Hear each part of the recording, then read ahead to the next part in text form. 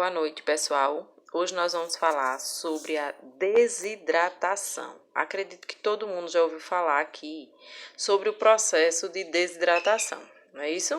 A desidratação, gente, é uma doença, ela é grave, certo? Ela é caracterizada por quê? Há uma baixa na concentração, né, no corpo, não só de água, mas também de alguns sais minerais, alguns líquidos orgânicos que saem do corpo, saem tanto a ponto de impedir que ele realize as funções normais.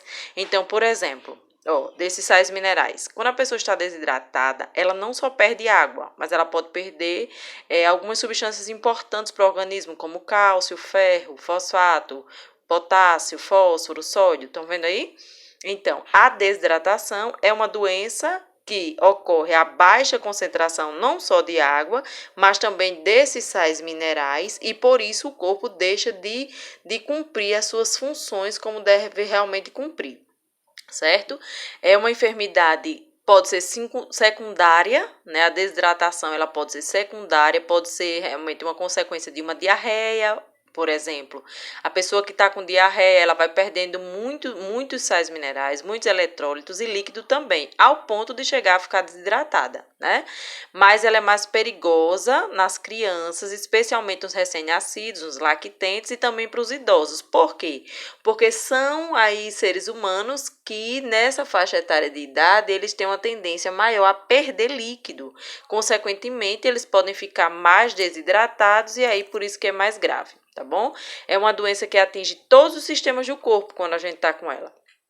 As causas.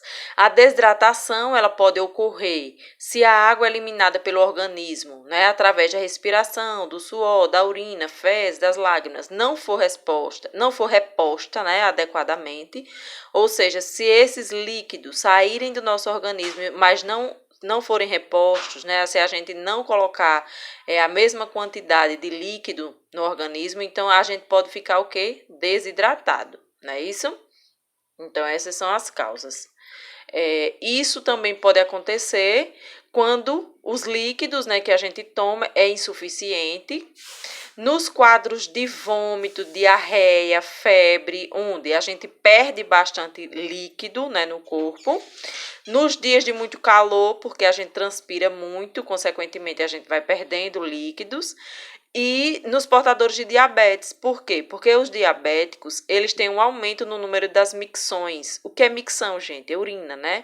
Ele tem um aumento, o diabético, ele urina mais, então ele vai perdendo mais líquido. E também pode ocorrer pelo descontrole no uso de alguns remédios, alguns medicamentos, como os diuréticos, né?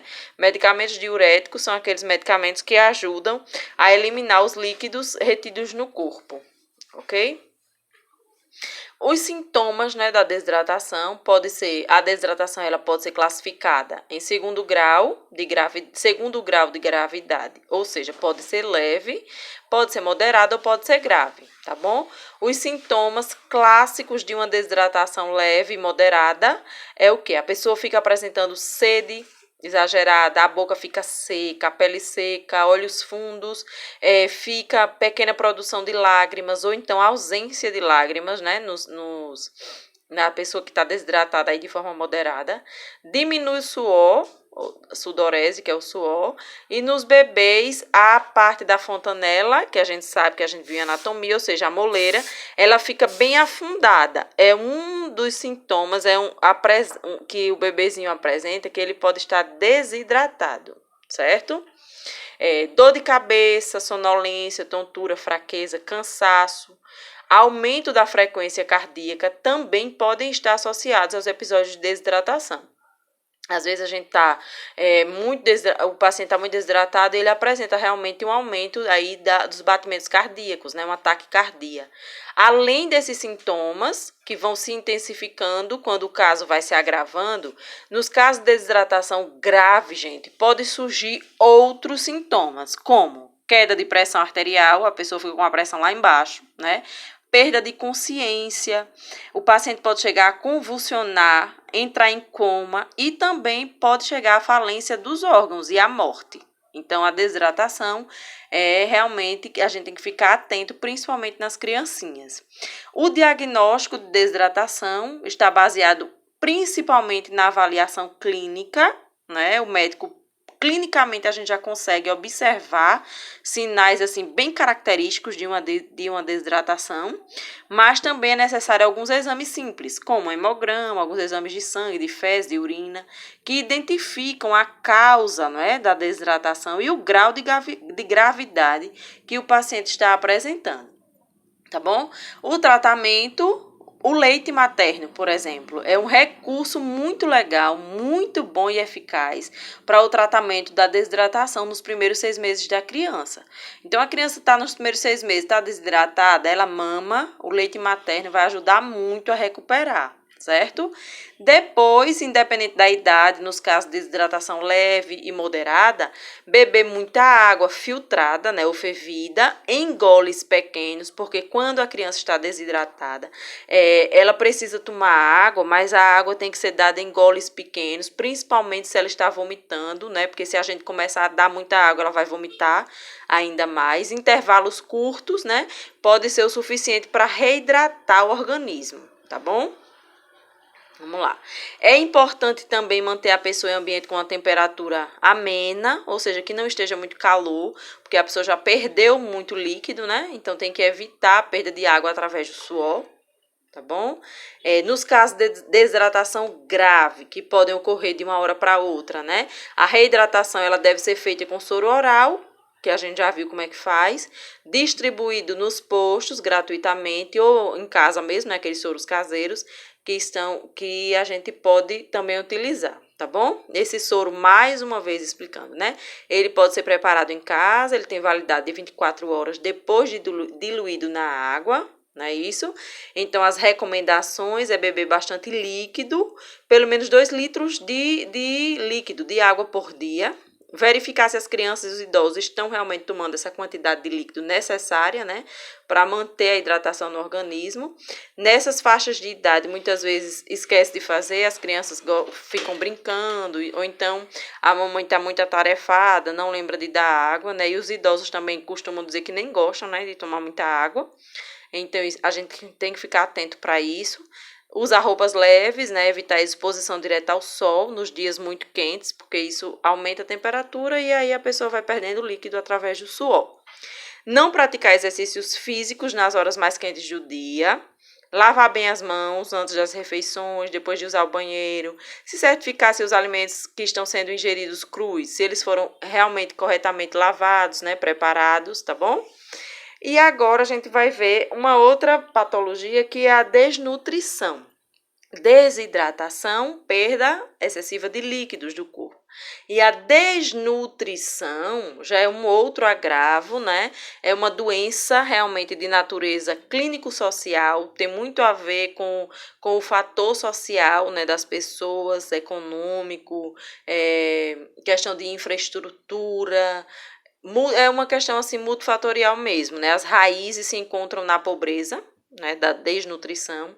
E a desnutrição grave, ela acomete todos os órgãos da criança, gente. Torna-se crônica, viu?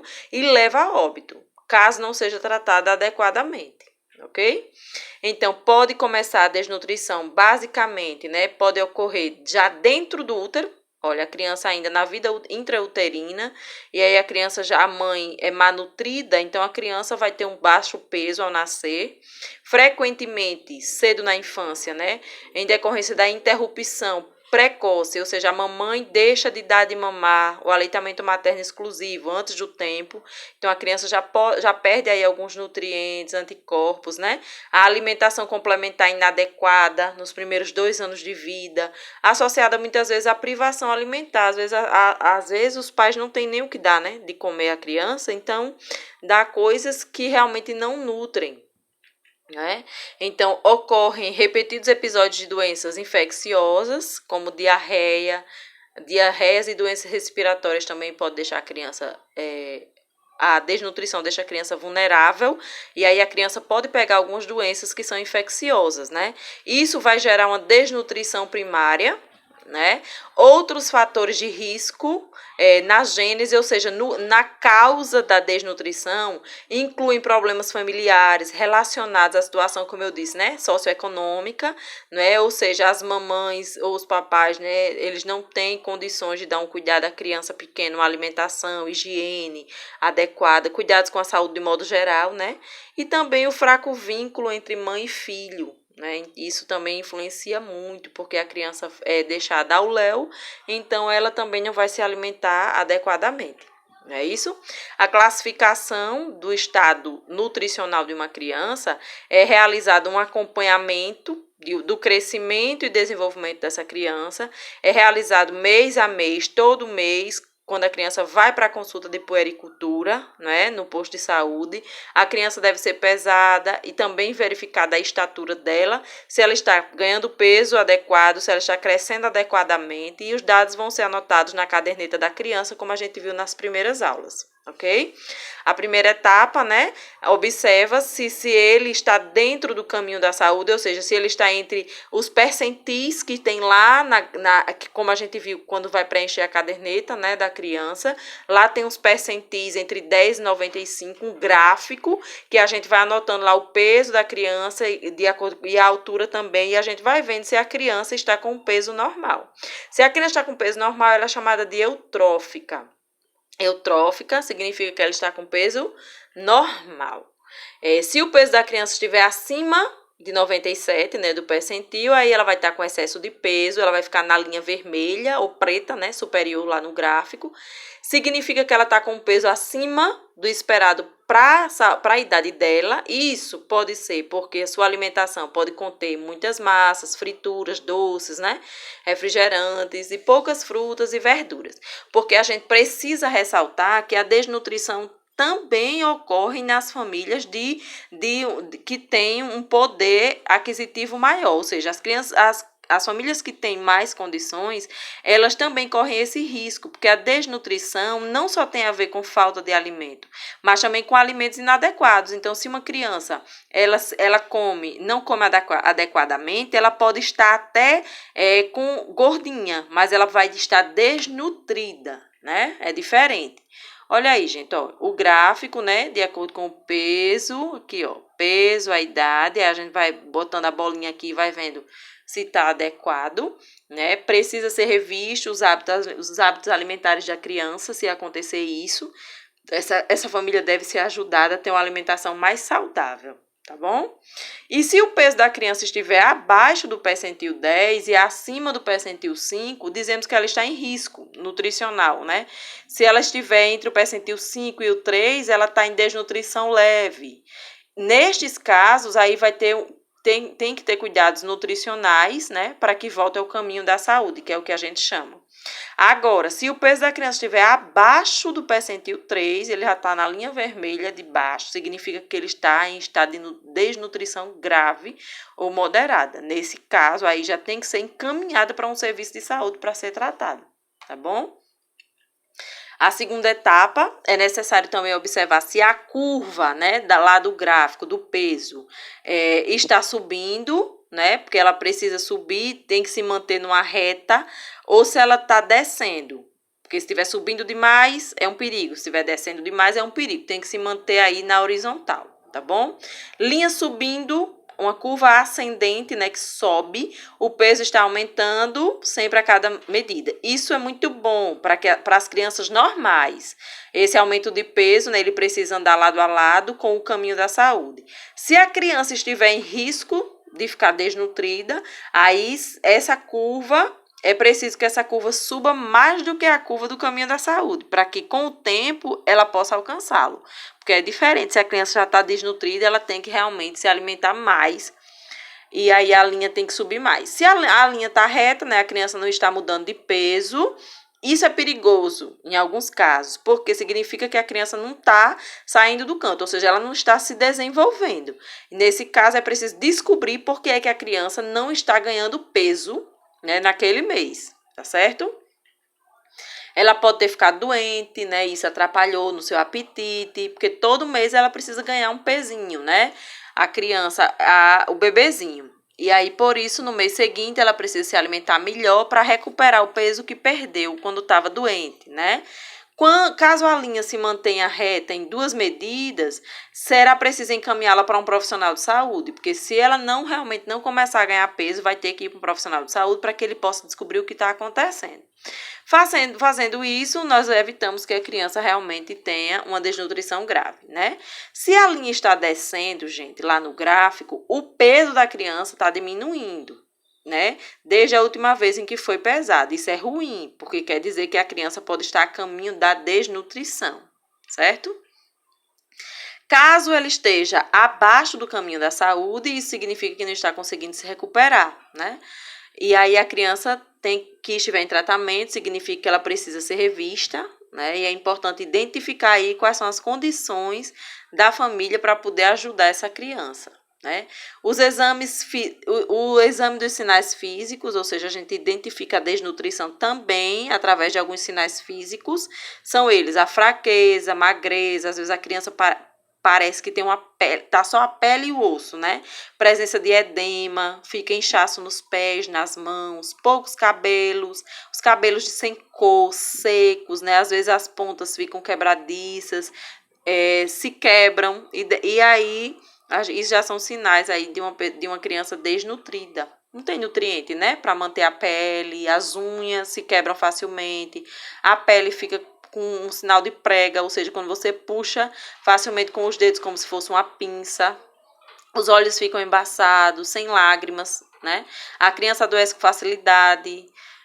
Tudo isso são sinais, né? É comum que ela apresente doenças como diarreia, infecção de garganta, ouvido, gripe, anemia, verme, pneumonia, porque ela não tem nutrientes para manter ela bem, né? A imunidade boa. A criança parece sempre estar tristonha, ela não brinca, fica muito quieta, chora pouco ou fica irritada facilmente. Também são sintomas, tá bom? Alguns cuidados, de acordo com o estado nutricional, a criança deve receber tratamento diferenciado de acordo com a sua classificação nutricional, não é isso? A criança em risco nutricional, ou então se ela estiver desnutrida levemente, também precisa de um acompanhamento frequente. Precisa sempre ser pesada, como eu já falei. Se ela ficar doente, precisa ser encaminhada para o profissional de saúde. A alimentação deve ser bem cuidada, né? É preciso, né, que ela vá comendo pouco, se é possível que ela esteja comendo pouco, ou se ela está comendo fora dos horários, né? Aí ela fica com risco realmente de perder nutrientes. Os cuidados com a alimentação da criança deve ser diferente, né? De acordo com a sua idade, é claro. E a criança com desnutrição moderada ou grave, ela precisa de cuidados médicos imediato, né? Lá o médico vai pedir exames de sangue para ver se ela está com anemia, de fezes para saber se ela está com alguma verminose, ou seja, para descobrir a causa, né? Acabar com a desnutrição depende de algumas ações a longo prazo que combatam esses problemas, né? Os profissionais de saúde devem se empenhar para evitar a desnutrição. Tem que identificar quais são as crianças que estão com esse problema na comunidade para que ajude a recuperar. E os seus esforços devem ser para as famílias também e grupos na comunidade, certo? Crianças de 0 a 6 meses têm que ter se alimentar de leite materno, né, exclusivo, porque o aleitamento ele produz efeitos positivos no desenvolvimento da criança, mesmo quando a criança apresenta cólica, dor de barriga, sede, não se deve dar outro líquido a não ser o leite materno, se estiver só nele, né, exclusivamente. Ele pode satisfazer todas as necessidades da criança até os 6 primeiros meses de vida, tá bom? Olha aqui, alguns cuidados com a higiene, ou seja, as mamadeiras, chupetas, né, tem que ser lavada com água e sabão, fervida por 10 minutos. Algumas forminhas, tá vendo, de limpeza, são desaconselhadas. Aqui tem vários conselhos, né, para que a gente se ligue, para evitar que alguma bactéria venha e faça com que baixe a imunidade, né, das crianças. Alguns erros de alimentos mais comuns, dar mamadeira no lugar das refeições, uso de engrossante na mamadeira, ou seja, não é ideal usar massa, né, substituir as refeições por refeições assim saudáveis, né, por refeições instantâneas, consumo frequente de biscoito, refrigerante, diluição inadequada do leite em pó, não ter horário, né, para os lanches, almoço, isso ajuda muito na desnutrição. As crianças a partir do 4º mês, que já necessitam de um complemento alimentar, antes da criança começar a comer como os adultos, ela precisa ir conhecendo os alimentos e se acostumando com eles, né?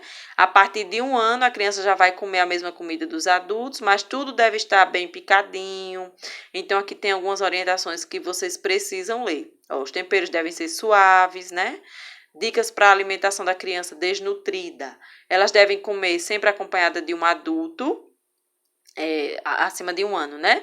Oferecer alimento de cada grupo, sopas não, aí aqui tem, por quê? Porque para a alimentação das crianças desnutridas acima de 1 ano, deve evitar sopas, pois em geral as preparações nutrem menos, né? Porque ela já perdeu nutrientes ali quando misturou tudo, né? É bom dar realmente os legumes e as verduras, feijão tudo separadinho, para que ela ganhe todos os nutrientes desses alimentos, né?